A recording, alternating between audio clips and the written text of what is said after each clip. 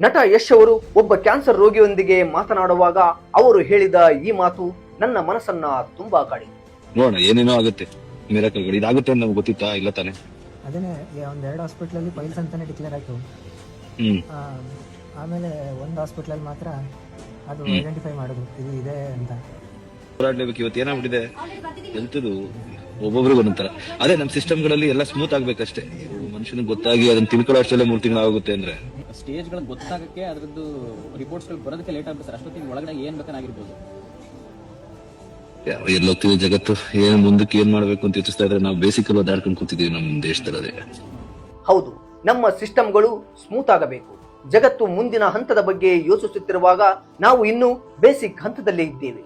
ಇಂದು ಜಗತ್ತು ಎಐಯನ್ನು ಅಭಿವೃದ್ಧಿಪಡಿಸುತ್ತಿದೆ, ರೋಬೋಟ್ಗಳನ್ನ ಬೆಳೆಸುತ್ತಿದೆ, ಶಿಕ್ಷಣ ಮತ್ತು ಆರೋಗ್ಯವನ್ನ ತಂತ್ರಜ್ಞಾನದೊಂದಿಗೆ ಜೋಡಿಸುತ್ತಿದೆ. ಕೆಲವು ದೇಶಗಳಲ್ಲಿ ಸರ್ಕಾರಿ ಸೇವೆಗಳು ಮೊಬೈಲ್ನಲ್ಲಿ ಸಿಗುತ್ತವೆ. ಆದರೆ ನಮ್ಮ ದೇಶದಲ್ಲಿ ಇಂದು ನಾವು ಕೇವಲ ಬೇಸಿಕ್ ಸಮಸ್ಯೆಗಳಿಗೆ ಪರದಾಡುತ್ತಿದ್ದೇವೆ.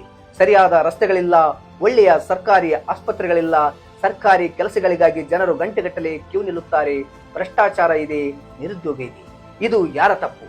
ಸರ್ಕಾರದ್ದು ಮಾತ್ರವಲ್ಲ, ಪ್ರತಿಯೊಬ್ಬ ನಾಗರಿಕನ ಜವಾಬ್ದಾರಿ. ಅನೇಕರು ಹೇಳುತ್ತಾರೆ, ನಾನೊಬ್ಬನೇ ಏನು ಮಾಡಬಹುದು, ಒಬ್ಬನೇ ಏನೆಲ್ಲ ಮಾಡಬಹುದು. ಒಬ್ಬ ಶಿಕ್ಷಕ 1000 ಜನರ ಜೀವನವನ್ನ ರೂಪಿಸಬಹುದು. ಒಬ್ಬ ಸರ್ಕಾರಿ ನೌಕರ 1000 ಜನರ ಜೀವನವನ್ನ ಸುಲಭ ಮಾಡಬಹುದು. ಒಬ್ಬ ವಿದ್ಯಾರ್ಥಿ ತನ್ನ ಕುಟುಂಬದ ಭವಿಷ್ಯವನ್ನ ಬದಲಾಯಿಸಬಹುದು. ಒಬ್ಬ ಯುವಕ ತನ್ನ ಊರಿನ ಬದಲಾವಣೆಗೆ ಕಾರಣನಾಗಬಹುದು. ಪ್ರತಿ ಊರಲ್ಲಿ 10 ಯುವಕರು ಬದಲಾವಣೆ ಮಾಡಲು ನಿರ್ಧರಿಸಿದರೆ ಭಾರತ ದೇಶವನ್ನು ಯಾರಿಂದಲೂ ತಡೆಯಲು ಸಾಧ್ಯವಿಲ್ಲ.